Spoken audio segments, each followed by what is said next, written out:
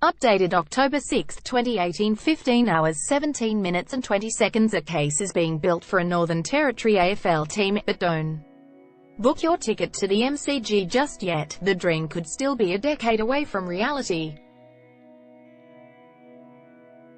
Key points.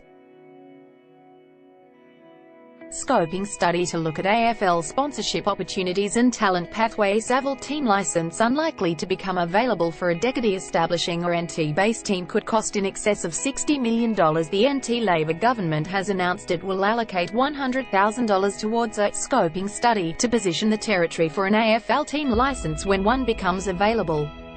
Chief Minister Michael Gunner and AFL-NT Chief Executive Stuart Totham met with AFL Chief Executive Gil McLachlan in Melbourne this week to discuss the plan. "We know Territorians are passionate about their footy," Mr Totham said. "We know Territorians generate a lot of talent in the top levels, and we know there's other talent out there that would be in the top levels if there was greater opportunity. However, the Northern Territory's quest for a seat at the table is far from a free kick.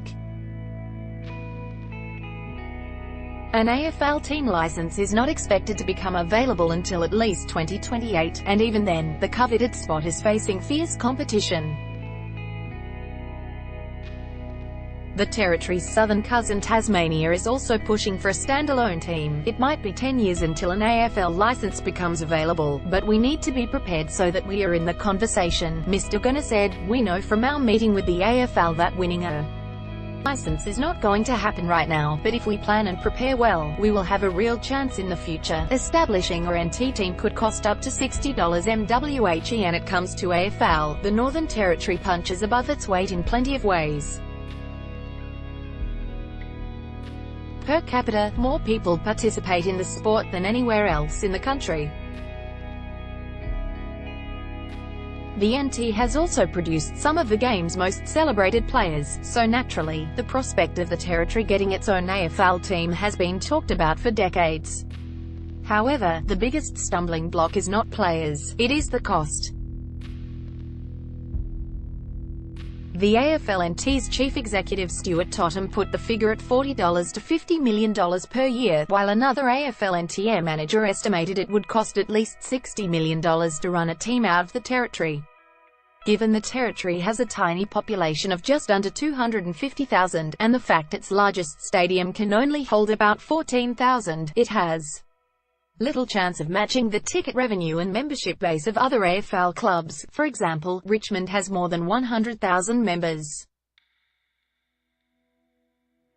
The AFL's recent expansions have been into areas with burgeoning populations, such as the Gold Coast and Greater Western Sydney. On social media, the reaction was mixed. Get in the queue.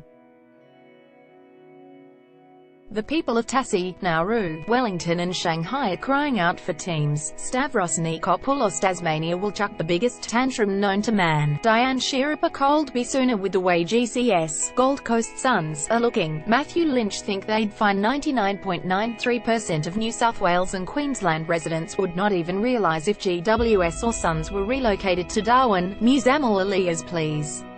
About time, Megan Dyer. If that happens, expect Tasmania to secede. Michael Affleck. However, while AFL-NT concedes the Territory probably will not be gaining a standalone team anytime soon, Mr Totham said the outcomes of the study would have a profound impact on their talent and team strategy moving forward. "We're keen to get the project up and running and to be clear on what needs to be done to one day secure an AFL license," he said.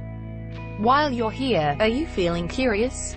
Topics: Sport, Australian Football League, sports organisations, community and society, Indigenous, Aboriginal and Torres Strait Islander, Indigenous, other peoples, government and politics, politics and government. Darwin 0800 NT, Alice Springs 0870. First posted October 6, 2018, 13 hours 17 minutes and 13 seconds.